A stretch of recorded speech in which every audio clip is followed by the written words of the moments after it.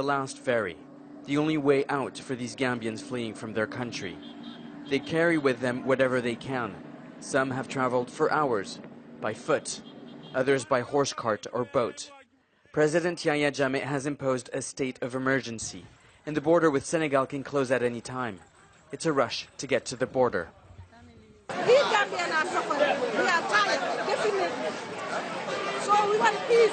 This country, we want peace. We don't want any problem, only peace. We love Gambia. Gambia is so nice. We don't have choice to go to Senegal. West African heads of state have threatened military action. Already, the Nigerian Navy ship NNS Unity is on its way to Gambia's coast. Senegalese commando units are on standby at the border. Meanwhile, Jammeh has ordered the arrest of officers who have showed their support for Barrow and those who are not from his own Jola ethnic group.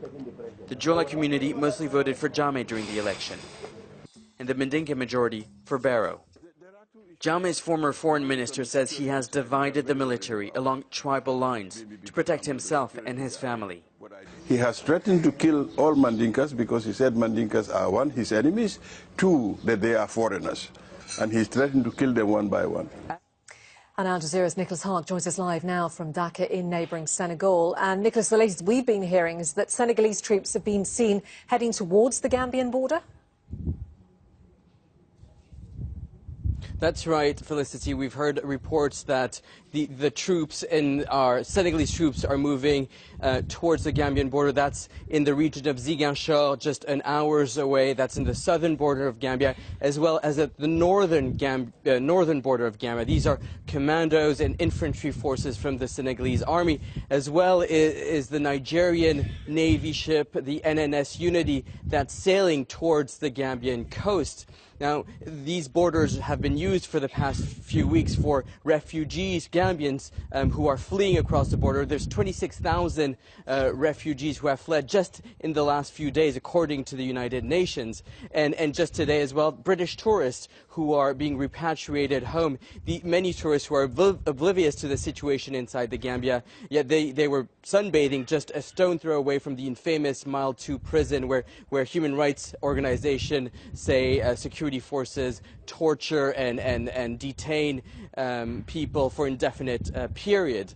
So in the Gambia, Yahya Jammeh still says he is the legitimate leader of Gambia, that he will stay on power, stick to power, and that his security forces will pledge their allegiance to him. The security forces themselves have been deployed throughout the capital and throughout the country. Felicity? And Nick, what is going to happen then with President-elect Barrow? Do we think he's still planning to head back to Gambia for Inauguration Day?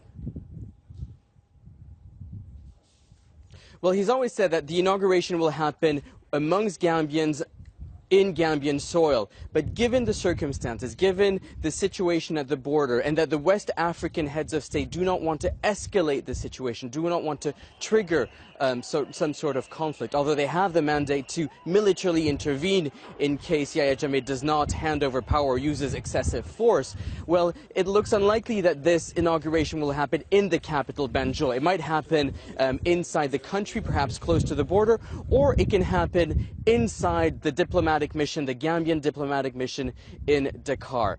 What's certain is that Yahya Jammeh on the surface is saying, you know, I am the legitimate leader of Gambia. He's had the vote that has gone through the National Assembly today that extends his stay for another 3 months.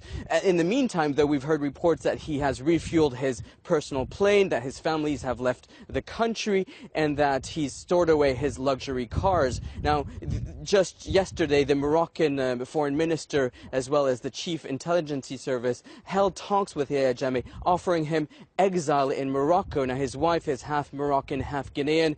That's an opportunity for him to seek asylum, but the Nigerians as well have offered him asylum to Nigeria.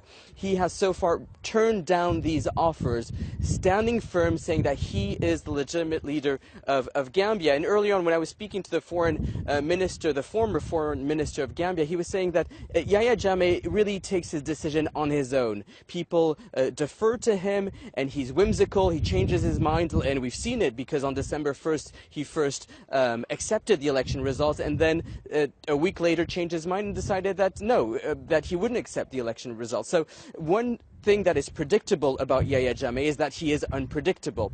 But the thousands of Gambians that have fled across the border and the people who have left the Gambia over the years are waiting with anticipation, a mixture of fear and excitement, at the idea that in the next few hours, in just about 7 hours, officially, the rule of Yahya Jammeh ends, the 22-year rule of Yahya Jammeh ends, and perhaps the beginning of change and a new president in Gambia. And that all depends on the international community and their willingness to support Adama Barrow to ensure that he's inaugurated and that he is the legitimate president of Gambia and that people accept him within the country. Because no one wants to see the situation that we've seen in Ivory Coast a couple of years ago, where you had one president that was accepted by the international community and an incumbent president that wasn't willing to let go of power. And we saw what happened in Ivory Coast, Felicity. There was a civil war, and that's something that no one wants to see in Gambia. There's still hope that this can be resolved peacefully, and Yahya Jammeh will eventually let go of power. Could be crucial next 24 hours. Nicholas Hark in Dhaka for us. Thank you.